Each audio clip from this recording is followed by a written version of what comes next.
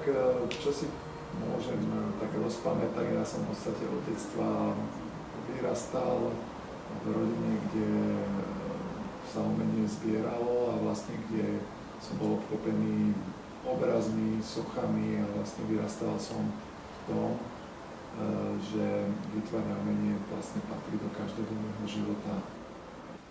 Keď som bol malý chlapec, v podstate od detstva som našiel v sebe poslanie, že chcem byť výtvarníkom, maliarom alebo sochárom.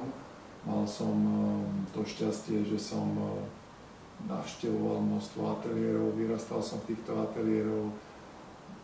Hral som sa na asistenta už ako malý chlapec týmto známym výtvarníkom, ako bol Karol Baron, Robert Brun.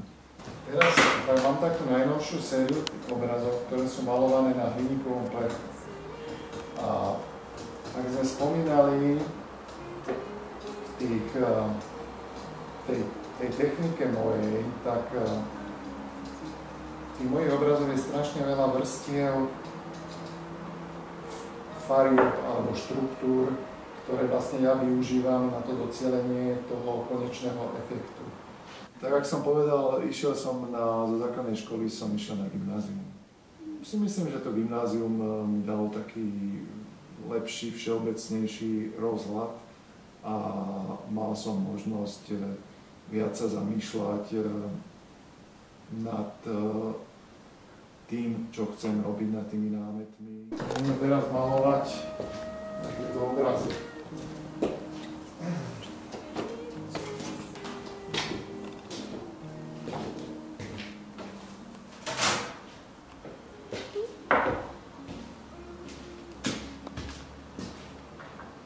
Tak ja som v podstate z gymnázia bol prijatý na druhýkrát na Vysokú školu výtvarných umení v Bratislave v septembri 1989 a vo februári 1990 som viac menej odišiel zo Slovenska, prestúpil na jednu vysokú školu s výtvarným zameraním v New Yorku. Som začal malovať asi už pred mesiacom, len tie určité vrstvy, prvé dve, potrebovali dlhšie schnúť. V podstate v New Yorku som prišiel do úplne iného systému vzdelávania.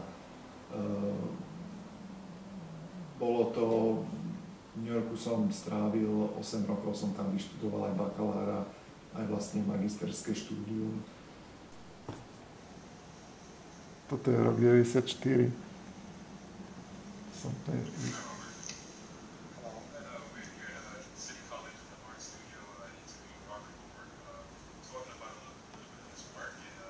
To som vyhral takú cenu v New Yorku v roku 1994 s týmito obrazmi a vlastne to natočil, keď som chodil vlastne na bakalárske štúdium do City College. Mal som možnosť takisto tam zažiť množstvo ateliérov, množstvo výstav. Sa mi podarilo, som pracoval v Metropolitnom múzeu v New Yorku, čo bolo úplne úžasné pre inšpiráciu a hľadanie vlastne takých námetov, kde to svetové artefakty, umenia z histórie, ale aj zo súčasnosti boli vedľa mňa a mohol som sa ich dotknúť.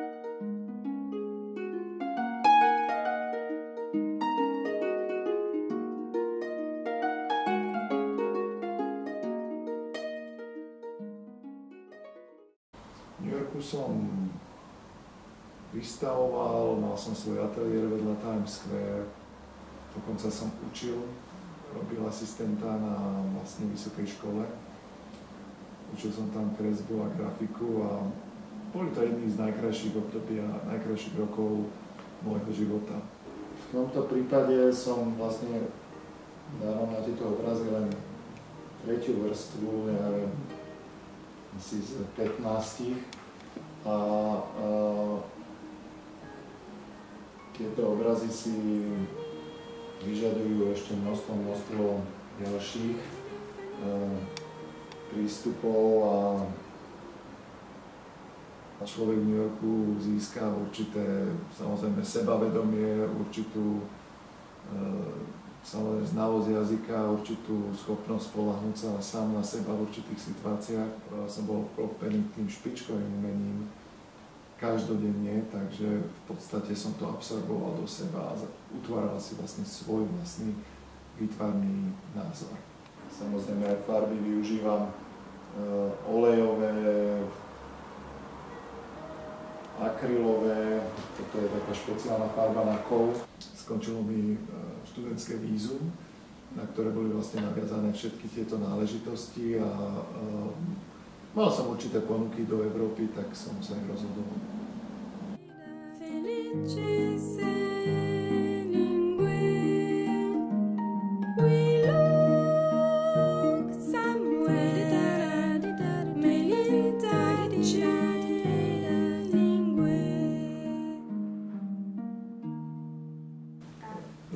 Vlastne ja som počas pôsobenia v New Yorku na Hunter College, kde som študoval Master of Fine Arts, získal taký exchange grant, keď som išiel do Londýna na jeden semester, taký výmenný pobyt to bol, takže mal som možnosť aj v roku 1997 zažiť Londýn.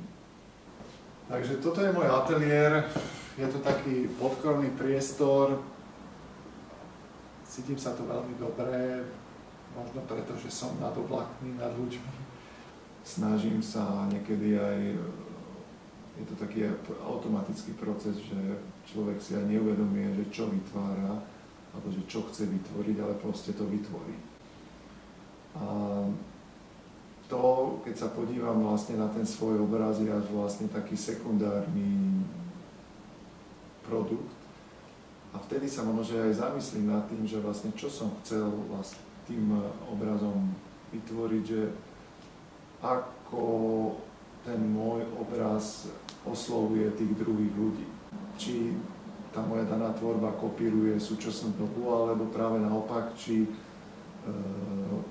vlastne túto uponáhlanú v vozovkách pesimistickú dobu snaží sa okrášliť a ľuďom priniesť niečo pozitívne, niečo lahodné ich oku.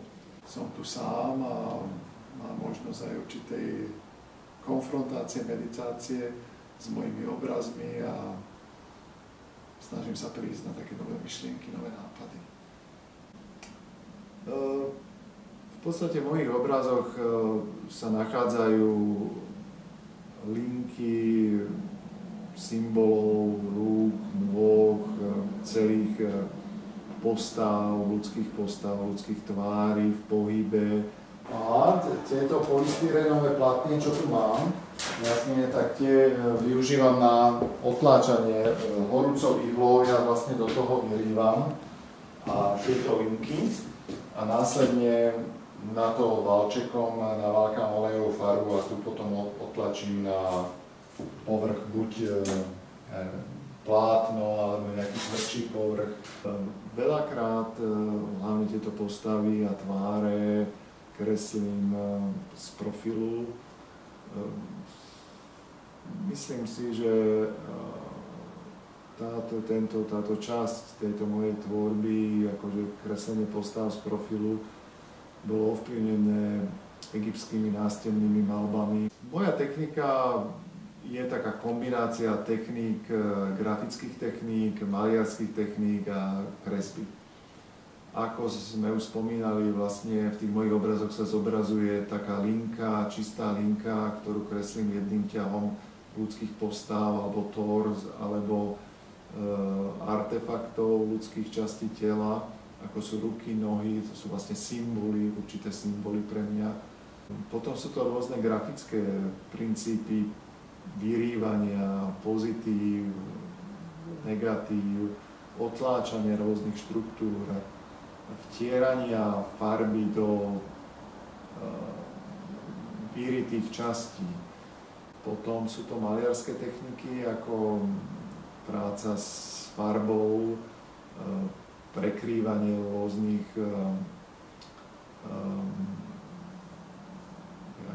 rôznych častí, rôznych podkladov a z tých vzniknú aj trošku chemickými procesmi iné odtiene a veľa krásnych prekvapení, ktoré ani sám ja neočakávam. A tie potom veľmi lahodia. Niektorým obrazom, ak som spomínal, mi pripomínajú určité udalosti, napríklad tento obraz, ktorý je z roku 1996. Mal som ho na výstave v Metropolitnom múzeu v roku 1997, tak je pre mňa jednak takou pripomienkou tejto udalosti, významnej udalosti, ale aj ako obraz pre mňa znamená určitý míľnik v mojej tvorbe. Každý výtvarník sa snaží nájsť si vlastne nejakú jedinečnú reč v svojom výtvarnom prejave, podľa ktorej je ľahko rozpoznateľný, a myslím si, že to je aj také určité poslanie každého výtvarníka, aby s tým, čo vytvorí, bol aj spokojný, aby samozrejme našiel aj odozvu medzi publikom a aby bol niečím výnimočný, alebo to jeho umenie